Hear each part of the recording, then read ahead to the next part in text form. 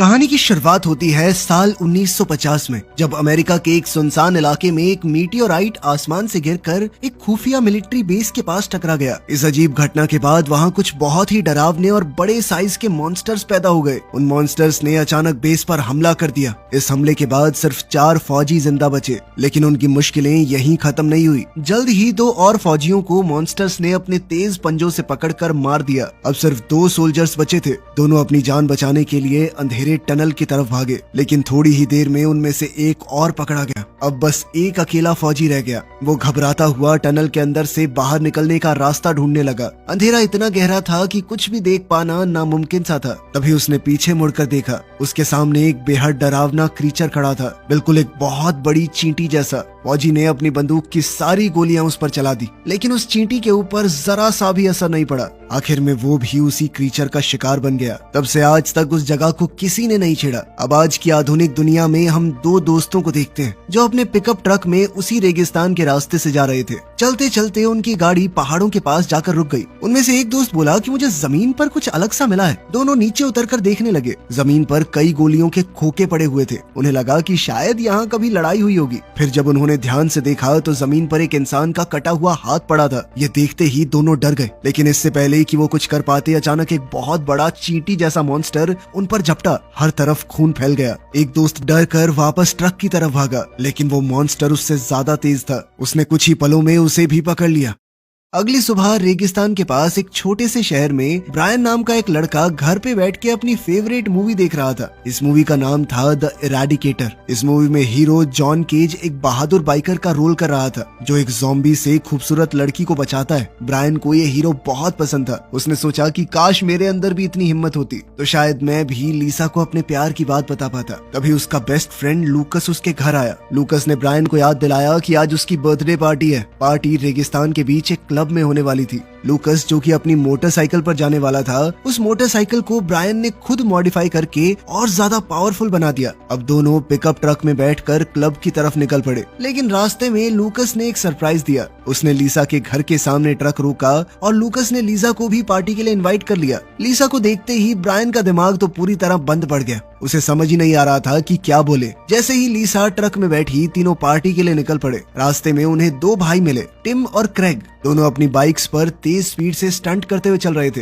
लूकस को उनका एटीट्यूड कुछ खास पसंद नहीं आया। उसने तुरंत ब्रायन से कहा कि ट्रक को चलाते रहना। फिर लूकस ट्रक के पिछले हिस्से पर चढ़ गया। चलते ट्रक से ही लूकस अपनी बाइक पर चढ़ा और तेज स्पीड में उन दोनों भाइयों से आगे निकल गया। वो रेत के टीलों पर ऐसे जंप कर रहे थे जैसे कोई रेस चल रही हो। आखिर में सभी लोग क्लब तक पहुंच गए। लूकस ने उन दोनों को पीछे छोड़ दिया था, लेकिन इस पर टिम और क्रेग कहने लगे कि तुमने चीटिंग की है, तुम्हारी बाइक मॉडिफाइड है। पर लूकस उनकी बातों से डरा नहीं। उसने तुरंत ही उन्हें दोबारा रेस के लिए चैलेंज कर दिया। तब ब्रायन ने अपने दोस्त को समझाया कि लड़ाई वड़ाई छोड़ भाई, पार्टी एंजॉय कर। पार्टी में लीजा अपनी फ्रेंड्स के साथ बात कर रही थी तो लूकस ने ब्रायन से कहा कि जाके करना बात उससे। ब्रायन ने थोड़ी हिम्मत जुटाई, लेकिन तभी क्रेग उससे पहले ही लीसा के पास पहुंच गया। ये देखकर बेचारे ब्रायन का दिल टूट गया। उसे बहुत बुरा लगा। वो पार्टी छोड़कर अकेला ही रेगिस्तान की तरफ चल दिया ताकि अपने मन को शांत कर सके। उधर पार्टी के अंदर लूकस सबका ध्यान अपनी तरफ खींच रहा था। वो सबको एक स्पेशल सरप्राइज देना चाहता था। अब लूकस ने अनाउंसमेंट की कि मैंने अपने बेस्ट फ्रेंड ब्रायन के फेवरेट हीरो जॉन केज को भी पार्टी में बुलाया है। ये उसने खास ब्रायन के लिए ही किया था,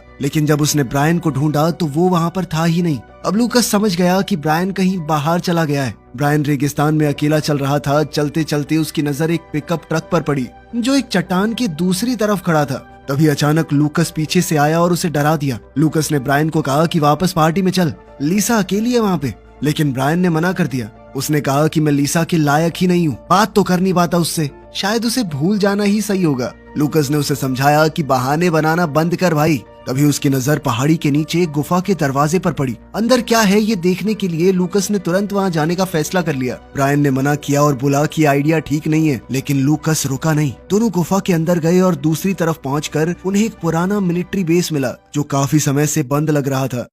उधर लीसा भी पार्टी से बाहर निकलकर दोनों को ढूंढने लगी। तब क्रेग उसके पास आया और उसे जबरदस्ती अपने साथ चलने के लिए कहने लगा। अब लीसा का सब्र टूट चुका था। उसने सीधा क्रेग के गोटों पे लात मारी, जिससे क्रेग तुरंत पीछे हट गया। इसके बाद लीसा भी अनजाने में ब्रायन और लूकस को ढूंढने मिलिट्री बेस की तरफ बढ़ गई। इसी बीच ब्रायन और लूकस बेस के अंदर घूम रहे थे। उन्हें एक अंधेरा कमरा मिला जहाँ हर तरफ मकड़ी के जाले और चिपचिपा सा हरा सा कुछ लगा हुआ था। कुछ सेकंडों बाद दीवार के अंदर से किसी के चिल्लाने की आवाज सुनाई दी, जिसके बाद ब्रायन तुरंत बोला कि यहाँ से निकलना चाहिए। लूकस भी उसकी बात मान गया। दोनों एग्जिट की तरफ बढ़े, लेकिन एग्जिट के सामने एक बहुत बड़ी चींटी खड़ी थी। दोनों डर गए। उन्होंने बिना आवाज किए दरवाजे के पीछे छुपने का फैसला किया। लूकस समझ नहीं पा रहा था कि इतनी बड़ी चींटी कैसे हो सकती है। उसने तुरंत लीसा को फोन किया और मिलिट्री बेस के अंदर जो कुछ देखा वो बताया। लीसा को लगा कि वो मजाक कर रहे हैं। उसने बोला कि जल्दी से पार्टी में अंदर आओ। फोन कटने के बाद ब्रायन और लूकस ने सोचा कि मॉन्स्टर से बचने के लिए कुछ हथियार ढूंढने पड़ेंगे, लेकिन उन्हें सिर्फ रसोई का सामान मिला।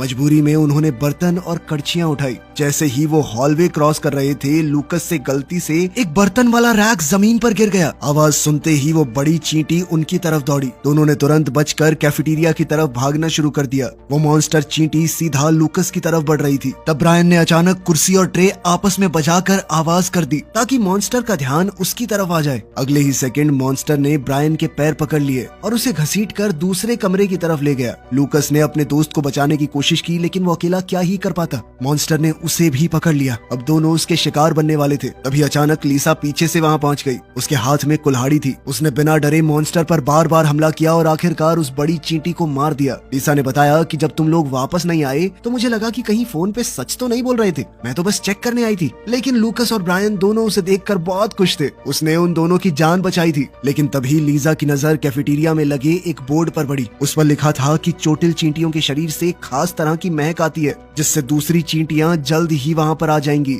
इसका मतलब था कि मिलिट्री बेस पहले ही जाइंट एंट्स पर रिसर्च कर रहा था। और तभी कैफेटेरिया में और भी चींटियां आ गई। वो सब उस मरी हुई चींटी की महक सूंघ कर वहाँ पर आ रही थी। तीनों तुरंत वहाँ से भागे और कंट्रोल रूम में पहुंच गए। कंट्रोल रूम के कैमराज में दिख रहा था कि और भी चींटियां एक कमरे में बंद हैं। ब्रायन ने नोटिस किया कि कैमरा के साथ एक गन सिस्टम लगा हुआ है। उसने कंट्रोल रूम के कंप्यूटर का इस्तेमाल करके चींटियों पर फायरिंग शुरू कर दी, मानो वो कोई वीडियो गेम खेल रहा हो। तभी स्क्रीन पर एक वीडियो रिकॉर्डिंग चलने लगी। रिकॉर्डिंग में एक साइंटिस्ट दिखाया गया, डॉक्टर रेनर्ड। उसने बताया कि 1950 में रेगिस्तान में जो मीटियोराइट गिरा था उसके अंदर एलियन डीएनए था। मिलिट्री ने उस डीएनए को चींटियों और बड़ी मकड़ियों के डीएनए के साथ मिलाकर एक्सपेरिमेंट किया। इस एक्सपेरिमेंट के बाद चींटियों का साइज बहुत तेजी से बढ़ गया। उन्हें सुरक्षित रूम्स में बंद करके रिसर्च की जा रही थी। समय के साथ वो चींटियां बहुत ज्यादा समझदार हो गई। एक दिन चींटियों की रानी बड़ी चालाकी दिखाकर भाग गई। थोड़ी ही देर में उसने कई अंडे दिए, लेकिन चींटियों को अपने अंडे डेवलप करने के लिए एथेनॉल की जरूरत पड़ती है। रेगिस्तान में उन्हें एथेनॉल नहीं मिला, इसीलिए एंट्स बेस के अंदर ही रुक गई। लेकिन अगर वो रेगिस्तान से बाहर निकल गई तो पूरी दुनिया के लिए खतरा बन सकती है। रिकॉर्डिंग खत्म होने के बाद लूकस बोला कि अब टेंशन की बात नहीं है, क्योंकि एथेनॉल के बिना चींटियां और अंडे नहीं बना सकती। लेकिन लीसा ने तुरंत एक इम्पोर्टेंट बात समझी। पार्टी के लिए वो लोग यहाँ पर जो शराब लाए हैं उसके अंदर तो एथेनॉल होता है। अगर वो चींटियां क्लब तक पहुँच गई तो पूरा रेगिस्तान इन बड़ी चींटियों से भर जाएगा। ब्रायन ने तुरंत फैसला किया कि उन्हें क्लब वापस जाकर सबको बताना होगा। उधर क्लब में पार्टी अब भी चल रही थी। एक लड़का स्प्रे बॉटल से ड्रिंक्स उड़ा रहा था। तभी एक और लड़का थोड़ी और शराब लेने गया। वहाँ उसने देखा कि एक बड़ी सी चींटी पूरा का पूरा बैरल ही पी रही है। वो डर के मारे चिल्लाया और भागने लगा, लेकिन चींटी ने वो बैरल उसके सर पर फेंका और वो बेहोश हो गया। इसके बाद मॉन्स्टर सीधा पार्टी के अंदर घुस गया। उसने एक लड़की पर चिपचिपा पदार्थ फेंका, जिससे उस लड़की का चेहरा पिघलने लगा। सब लोग डर के मारे चिल्लाने लगे। चींटी ने भी आवाज करके अपने और साथियों को बुला लिया। अब चींटियां शराब छीनने लगी ताकि वो अपनी पॉपुलेशन बढ़ा सके। साथ ही वो लोगों के ऊपर हमला करने लगी। कुछ ही सेकंडों में पूरा क्लब चींटियों से भर गया। लोग अपनी जान बचाकर भागने लगे, लेकिन चींटियों ने बहुत सारे लोगों को पकड़ लिया। शुरुआत में जो दो भाई देखे थे वो भी अपनी मोटरसाइकिल्स लेकर भागने लगे, लेकिन ये चींटियां उनसे बहुत तेज थी और उन्होंने क्रैग को पकड़ लिया। हमले के कुछ ही मिनटों बाद ब्रायन, लूकस और लीसा वापस क्लब में पहुंच गए। जब तीनों वहां पहुंचे तो जगह पूरी तरह सुनसान मिली। चारों तरफ सिर्फ खून के निशान पड़े थे। तब उन्हें समझ आया कि बात उनकी सोच से काफी खतरनाक हो चुकी है, इसीलिए तीनों ने फैसला किया कि शहर लौटकर पुलिस को मदद के लिए बुलाएंगे। लेकिन जैसे ही वो वहाँ से निकलने लगे, अचानक एक बहुत बड़ी चींटी ट्रक पर कूद पड़ी और उनके ऊपर हमला करने लगी। तीनों तुरंत गाड़ी से बाहर निकले और पास पड़ी 2 मोटरसाइकिल्स उठा ली। लूकस आगे चलता रहा जबकि ब्रायन और लीसा उसके पीछे निकल पड़े। चींटियां लगातार उनका पीछा कर रही थी, इसलिए दोनों ने फैसला किया कि बाइक्स को अलग अलग रास्तों पर ले जाएंगे। ब्रायन तेज रफ्तार से पहाड़ी के सबसे ऊपर वाले हिस्से तक पहुंच गया। वहां उसने आगे एक बहुत बड़ी खाई देखी। बिना सोचे समझे उसने मोटरसाइकिल तेज की और दूसरी तरफ कूदने की कोशिश की, लेकिन लीसा ने तुरंत ब्रेक लगा दिए क्योंकि उसे पता था कि वो उस तरफ नहीं पहुंच पाते। उसने गुस्से में पूछा कि इतना खतरनाक स्टंट करने की क्या जरूरत थी तुम्हें? ब्रायन ने जवाब दिया कि मैं लूकस की तरह बनने की कोशिश कर रहा था। वो हमेशा सोचता था कि लीसा लूकस को पसंद करती है। इस पर लीसा ने कहा कि तू पागल है क्या? भाई जैसा है वो मेरे। मैं हमेशा तुम्हें ही पसंद करती थी। वेट करती रहती हूँ कि कभी सामने से बोलोगे अपने मन की बात। तुम्हारे चक्कर में तो इस पार्टी में आई हूँ, वरना मुझे कोई शौक नहीं है इस सब का। ये सुनकर ब्रायन हैरान रह गया, लेकिन उसके कुछ बोलने से पहले ही एक बहुत बड़ी चींटी अचानक सामने आई और लीसा को पकड़कर रेगिस्तान की तरफ घसीट कर ले गई। ब्रायन उसे बचाने की कोशिश करता रहा, पर चींटी उसे लेकर गायब हो गई। ये देखकर ब्रायन बिल्कुल टूट गया। थोड़ी देर बाद लूकस वहाँ पहुँच गया। ब्रायन ने उसे सब कुछ बताया और लीसा को बचाने में मदद मांगी। दोनों तुरंत उस रास्ते पर चल पड़े जहाँ ब्रायन ने आखिरी बार चींटी को देखा था। थोड़ा आगे चलकर उन्हें गुफा मिली। गुफा के अंदर घुसते ही उन्होंने देखा कि ये जगह उस चिपचिपी हरी चीज से भरी पड़ी है और हर तरफ अंडे हरी रोशनी छोड़ रहे थे। अब जब चींटियों को एथेनॉल मिल गया था तो अंडे फूटने वाले हैं और जल्द ही और ज्यादा बड़ी चींटियां पैदा हो जाएंगी। इस बीच ब्रायन ने देखा कि पार्टी के कई लोग जिंदा हैं, लेकिन एक अजीब से चिपचिपे जाल में फंसे हुए हैं। उनमें लीसा भी थी। ब्रायन ने उसे छुड़ाने की कोशिश की, लेकिन तभी एक बहुत बड़ी चींटी उन पर हमला करने आगे बढ़ी। अचानक बंदूक की जोर से आवाज हुई और चींटियां गिर पड़ी। ये गोलियां डॉक्टर रेनर्ड ने चलाई थी जो वहाँ पहुँच गया है। रास्ता साफ होते ही ब्रायन फिर से लीसा को बचाने लगा, लेकिन वो चिपचिपा सा जाल बहुत ज्यादा मजबूत है और पूरी तरह दीवार से चिपका हुआ है। अब डॉक्टर ने कहा कि वक्त बहुत कम है और जल्दी से बाहर निकलना होगा उन्हें। मजबूरी में ब्रायन डॉक्टर के साथ बाहर निकल गया, लेकिन उसने लीसा से वादा किया कि वो वापस आएगा। गुफा से बाहर आने के बाद डॉक्टर ने बताया कि हमें किसी भी हाल में ब्रैडली बेस तक पहुंचना होगा। वहां एक हथियार रखा है जो चींटियों के सख्त शरीर को छेद सकता है, लेकिन बेस के आसपास प्रोटेक्शन के लिए ऑटोमेटिक बंदूकें लगी हुई हैं जो किसी भी अजनबी पर गोली चला देती हैं। रास्ते में लूकस ने डॉक्टर से पूछा कि उन्होंने चींटियों पर ऐसे एक्सपेरिमेंट किए ही क्यों। डॉक्टर ने बताया कि जब आसमान से वो मीटियोराइट गिरा था तब हमें लगा कि चींटियों को हम लड़ाई के लिए इस्तेमाल कर सकते हैं। उन्हें पाल कर आर्मी के काम में लाया जा सकता है क्योंकि वो मजबूत और एकजुट रहती हैं। लूकस को ये बात बहुत गलत लगी। उसने डॉक्टर पर आरोप लगाया कि तुम्हारी वजह से आज ये डरावने हालात बने। तभी अचानक एक बहुत बड़ी चींटी ने डॉक्टर पर हमला कर दिया और उसे मार डाला। ये चींटियों की रानी ने किया था जो बहुत बड़ी और सबसे खतरनाक थी। ब्रायन और लूकस उसका सामना नहीं कर पाए और तुरंत ब्रैडली बेस की तरफ भागने लगे। कुछ देर बाद वो बेस तक पहुंच गए। जैसा कि डॉक्टर ने बताया था वहां पर ऑटोमेटिक गन्स लगी हुई थी, पर फिर भी दोनों किसी तरह छुपते छुपाते कोने से अंदर घुस गए। अंदर जाकर उन्होंने देखा कि जगह खाली है। वो हथियार ढूंढने लगे पर कमरे तो बिल्कुल खाली थे।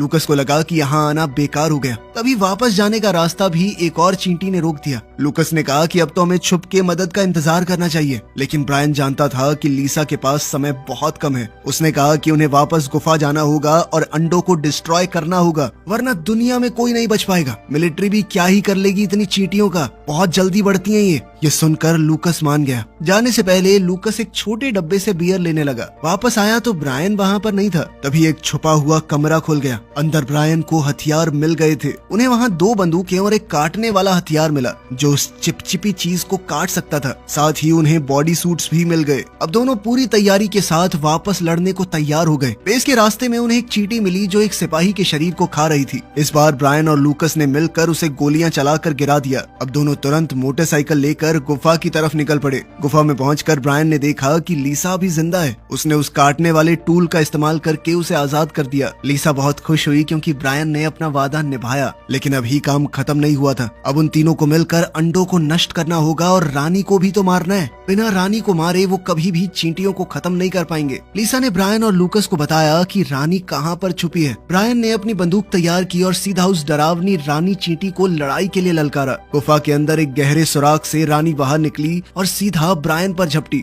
ब्रायन ने तुरंत गोली चलाई, गोली लगी लेकिन रानी रुकी नहीं, उतनी ही तेज आगे बढ़ी और उसके साथ और चींटियां भी आ गई। सब कुछ बद से बदतर हो रहा था और ब्रायन की बंदूक भी अचानक से बंद हो गई। अब ब्रायन और लीसा के पास सिर्फ एक ही रास्ता बचा था, मोटरसाइकिल पर भागना और चींटियों को अपने पीछे लगाकर दूर ले जाना। उधर लूकस गुफा में छुपकर लोगों को आजाद करने लगा। ब्रायन और लीसा तेज रफ्तार से सड़क पर निकल पड़े। उनके पीछे दर्जनों गुस्से से भरी हुई चींटियां लगी हुई थी। इतनी खतरनाक सिचुएशन में ब्रायन के दिमाग में एक प्लान आया। उसने मोटरसाइकिल को सीधा ब्रैडली बेस की तरफ मोड़ दिया। रास्ता खतरनाक था, फिर भी दोनों हिम्मत करके आगे बढ़े और बिना उस ऑटोमेटिक गन की नजर में आए उस इलाके को पार कर गए। लेकिन चींटियां उनके मुकाबले बहुत बड़ी थी। उस ऑटोमेटिक सिक्योरिटी सिस्टम ने उन्हें आसानी से पहचान लिया और एक के बाद एक तेज गोलियों ने पूरे झुंड को ही खत्म कर दिया। लीसा ब्रायन की सोच से बहुत इंप्रेस हुई। दोनों को लगा कि अब तो खतरा खत्म हो गया, पर तभी पहाड़ की चोटी से रानी दोबारा सामने आई और उनके ऊपर झपट पड़ी। दोनों को दोबारा से रेगिस्तान में भागना पड़ा। उधर गुफा के अंदर लूकस ने सभी लोगों को आजाद कर दिया था। उसने अपने दोस्त से बियर स्प्रे करने वाला टूल लिया, जिसमें अभी भी इतना एथेनॉल बचा था कि पूरी गुफा में आग लग सके। अंडे फूटने वाले थे, इसीलिए उन्हें जल्दी करना होगा। सबको आजाद करने के बाद लूकस ने पूरी गुफा में वो बियर छिड़क दी और अब वो आग लगाने के लिए जैसे ही तैयार हुआ, उसे किसी बच गए आदमी की आवाज सुनाई दी। उसने पास जाकर देखा तो पता चला कि टिम जिंदा है। लूकस ने तुरंत उसे बाहर निकालने में मदद की। इसी बीच ब्रायन और लीसा भागते भागते उसी बड़ी खाई के पास पहुंच गए जहां से वो पहले गिरने वाले थे। उनके पास कोई रास्ता नहीं बचा। सामने से रानी तेजी से उनकी तरफ आ रही थी। ब्रायन को लगा कि सब खत्म हो गया है, लेकिन लीसा ने कहा कि इस बार कूदने की कोशिश करो। उसने कहा कि मुझे भरोसा है तुम्हारे ऊपर, तुम कर सकते हो। ब्रायन अभी भी श्योर नहीं था तो लीसा ने उसे हिम्मत देने के लिए चूम लिया और कहा कि दोबारा चाहिए ना तो कुदा देना, ठीक है। आखिर में ब्रायन ने पूरी रफ्तार से मोटरसाइकिल खाई की तरफ दौड़ा दी और ऐन मौके पर दोनों ने दूसरी तरफ छलांग लगा दी। उन्हें यकीन ही नहीं हो रहा था कि वो बच गए हैं। अब उन्हें वही शुरुआत वाली गाड़ी दिखी और वो उसमें बैठकर भागने लगे। तभी अचानक से गाड़ी पीछे की तरफ जाने लगी। दरअसल रानी के अंदर अब एक मकड़ी जैसा जाल बनाने की ताकत आ गई थी। उसने जाल फेंका और गाड़ी को वापस खींचने लगी। तब लीसा ने ब्रायन की बंदूक उठाई जो अब दोबारा से चलने लगी थी। उसने सही निशाना लगाया और रानी के सर पर गोली चला दी। रानी सीधा गहरे गड्ढे में जा गिरी। आखिरकार उनकी ये डरावनी दुश्मन खत्म हो गई थी, लेकिन गिरते हुए उसका शरीर उनकी गाड़ी को भी साथ खींचने लगा। ब्रायन और लीसा समय रहते बड़ी मुश्किल से अपनी गाड़ी से कूदकर बचे। उधर गुफा में लूकस ने टिम को बाहर भेजा और आग लगाने लगा। तभी एक नई चींटी अंडे से निकली और उस पर हमला कर दिया। लूकस ने बड़ी मुश्किल से खुद को छुड़ाया और उसका सर पैर से कुचल दिया, लेकिन तब तक गुफा में आग फैल गई और लूकस अंदर ही फंस गया। कुछ देर बाद जब ब्रायन और लीसा वापस आए तो उन्हें टिम मिला। टिम ने उन्हें बताया कि लूकस ने सबको बचा लिया, लेकिन वो खुद आग लगाते वक्त अंदर फंस गया है। ब्रायन अपने दोस्त को अंदर मरने के लिए नहीं छोड़ने वाला था। उसने अंदर जाकर उसे बचाने का सोचा, लेकिन आग बहुत फैल चुकी थी। तभी क्रेग अपनी मोटरसाइकिल पर वहां पहुंच गया। अपने भाई को जिंदा देखकर वो बहुत खुश था। जब उसे पता चला कि लूकस ने टिम की जान बचाई है तो उसने उस एहसान का बदला चुकाने का फैसला किया और तुरंत मोटरसाइकिल लेकर गुफा के अंदर घुस गया। अंदर से जोरदार धमाकों की आवाज आ रही थी। ऐसा लगता था मानो सब कुछ खत्म हो गया हो, लेकिन आखिरी पल में क्रेग मोटरसाइकिल पर लूकस को बाहर निकाल लाया। दोनों सुरक्षित थे और सब लोग बहुत खुश हुए। इस खतरे से बचने के बाद सब लोग वापस क्लब में गए ताकि वहाँ का बचा हुआ काम संभाल सके। लूकस और उन दोनों भाइयों के बीच पुरानी दुश्मनी खत्म हो गई। तभी अचानक ब्रायन को उसका सरप्राइज मिला। उसका फेवरेट हीरो जॉन केज वहाँ पर पहुँच गया था। वो ब्रायन से मिला और ब्रायन तो बहुत खुश हो गया उसे देखकर। ब्रायन ने जॉन को बियर का कैन दिया, लेकिन जैसे ही वो पीने लगा अचानक एक जाल आया और कैन को खींच कर ले गया। सबको समझ आ गया कि एक और बड़ी सी चींटी जिंदा बच गई है, लेकिन इस बार कोई डरा नहीं। ब्रायन, लूकस और लीसा ने मिलकर तुरंत उसे खत्म कर दिया। सबको लगा कि अब तो सब सही है, लेकिन उन्हें पता चला कि फौज के बेस के अंदर एक कमरे में अभी भी बहुत से बड़े कीड़े बंद हैं, जिसका मतलब था कि खतरा